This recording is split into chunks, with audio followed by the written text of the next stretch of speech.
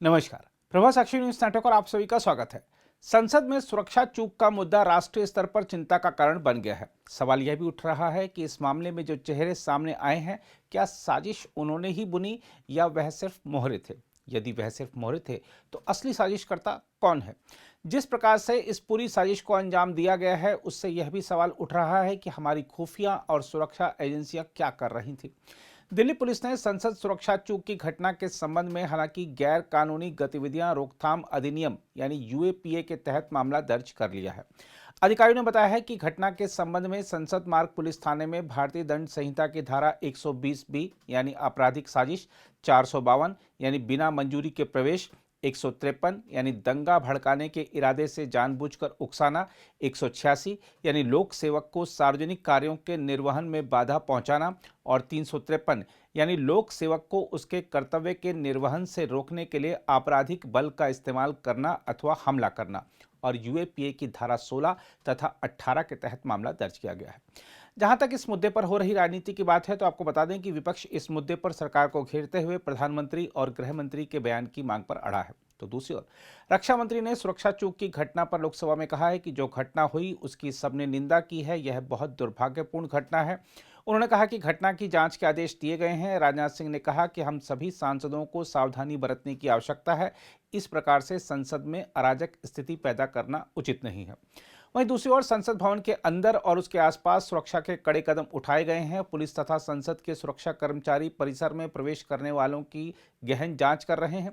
संसद परिसर से कुछ ही मीटर की दूरी पर परिवहन भवन के बाहर तैनात सुरक्षाकर्मी किसी को भी बैरिकेड से आगे जाने की इजाजत तब तक नहीं दे रहे जब तक कि वह उनके पहचान पत्र की जांच नहीं कर ले रहे।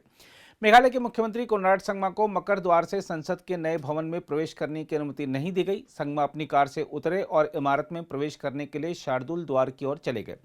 संसद सदस्यों के वाहन चालकों को पास के बिना परिसर में प्रवेश नहीं करने दिया जा रहा है। संसद परिसर के प्रवेश द्वार पर मीडिया कर्मियों से उनके परिचय पत्र मांगे जा रहे हैं और उनसे जरूरी सवाल भी किए जा रहे हैं। हम आपको बता दें कि नए संसद भवन के मकर द्वार को सभी के लिए प्रतिबंधित कर दिया गया है और मीडिया कर्मियों को पुराने संसद भवन के गेट नंबर 12 के पास लॉन में भेज दिया गया है।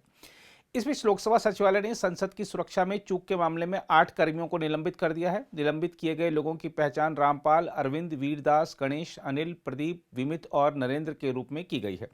हम आपको याद दिला दें कि संसद पर 2001 में किए गए आतंकी हमले की बरसी के दिन बुधवार को सुरक्षा में सेंधमारी की बड़ी घटना उस वक्त सामने आई जब लोकसभा की कार्यवाही के दौरान दर्शक दीर्घा से 2 लोग सदन के भीतर कूद गए और कैन के जरिए पीले रंग का धुआं फैला दिया।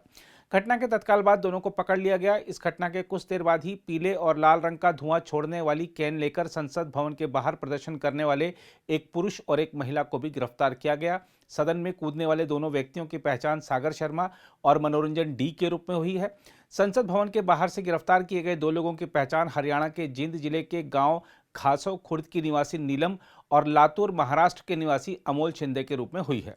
दूसरी ओर उच्चतम न्यायालय के वरिष्ठ अधिवक्ता और भारत के पीआईएल मैन के रूप में विख्यात अश्विनी उपाध्याय ने कहा है कि इस बात की जांच होनी चाहिए कि संसद में कूदने वालों ने पिछले 15 दिन में किससे बात की और कानूनी सलाह किससे ली। उन्होंने कहा कि कानून के अनुसार संसद में कूदना कोई जघन्य अपराध नहीं है और यह बात उन्हें पता होगी। पार्लियामेंट में 2 लोग कूद गए, पुलिस ने उनको पकड़ लिया है, लेकिन बहुत बड़े 3 सवाल खड़े होते हैं। पहली बात कि पार्लियामेंट के अंदर वो लोग घुसे कैसे, दूसरी उनका मोटिव क्या था, और तीसरा और कितने लोग शामिल हैं इस पूरी साजिश में।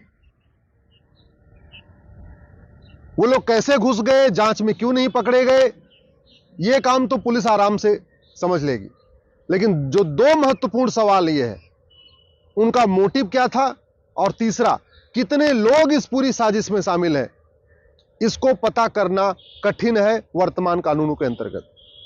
पहली बात तो मेरा यह मानना है कि उन्होंने लीगल ओपिनियन जरूर लिया होगा, यह जरूर पता किया होगा कि पार्लियामेंट में कूदने के बाद उनके ऊपर कौन कौन सी धारा लगेगी और उनको कितनी सजा होगी।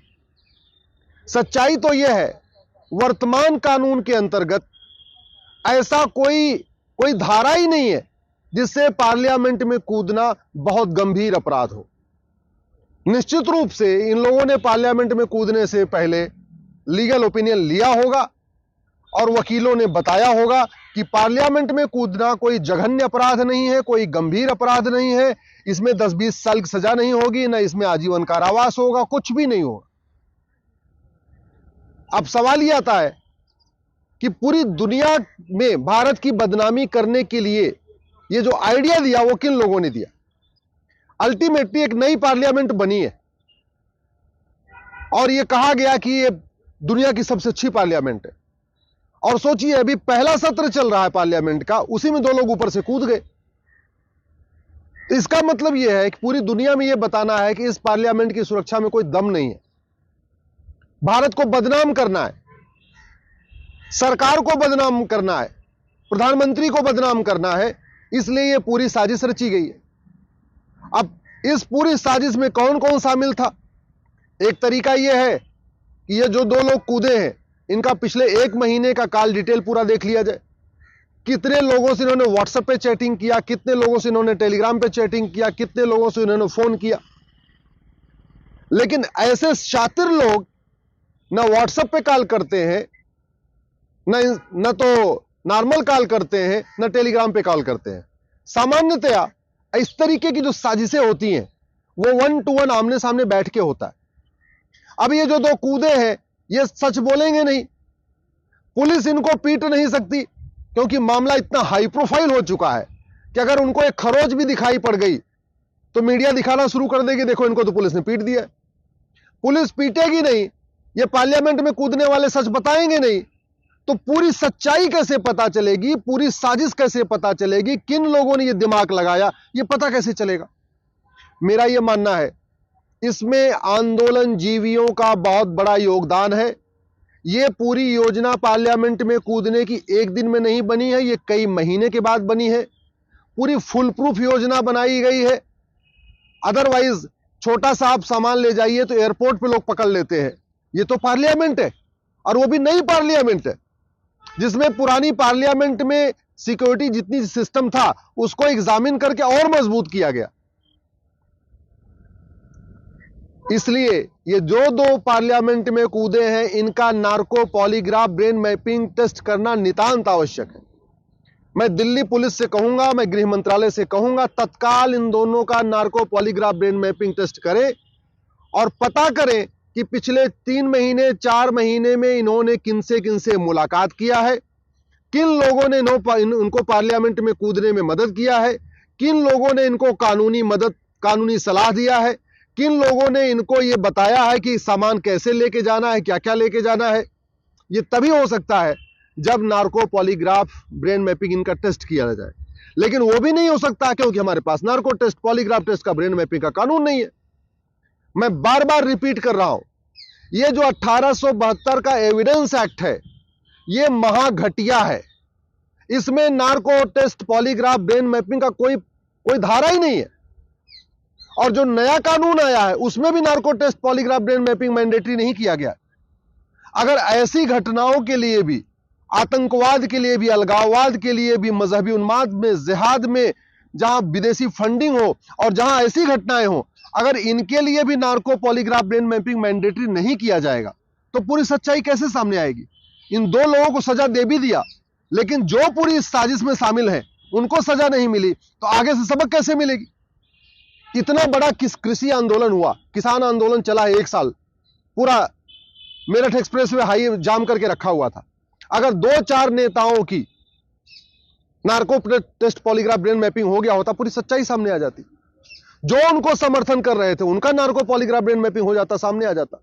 जिन लोगों ने लाल किले पे अटैक किया उस किसान आंदोलन के दौरान, उनका नार्को पॉलीग्राफ ब्रेन मैपिंग हो जाता तो भी सच्चाई सामने आ जाती। भारत में 2 समस्या है। पहली बात, कानून घटिया है, कानून का खौफ नहीं है, और दूसरी बात, सजा देने में 40 साल 50 साल लग जाता है। इतने बड़े बड़े अपराध हो गए, लोगों को सजा नहीं हुई। इसलिए मैं सरकार से निवेदन करता हूं, अभी उन्होंने जो 3 कानून पेश किए थे उसको वापस ले लिए। आप कानून को justice with in year target करके बनाइए। टारगेट होना चाहिए जस्टिस विद इन ईयर। और दूसरा, हमारा हर कानून दुनिया का सर्वोत्तम कानून होना चाहिए। प्रत्येक अपराध की सजा दुनिया की सबसे कठोर सजा होनी चाहिए। आज तक सिंगापुर के पार्लियामेंट में कोई नहीं कूदा, आज तक अमेरिका के पार्लियामेंट में कोई नहीं कूदा।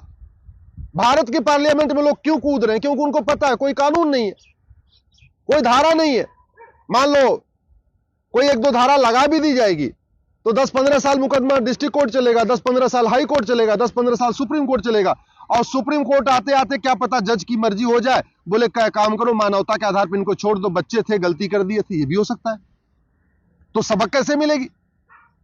सच्चाई है हमारे पास वर्ल्ड क्लास हाईवे है, वर्ल्ड क्लास एक्सप्रेसवे है, वर्ल्ड क्लास बुलेट ट्रेन बन रही है, वर्ल्ड क्लास एयरपोर्ट है।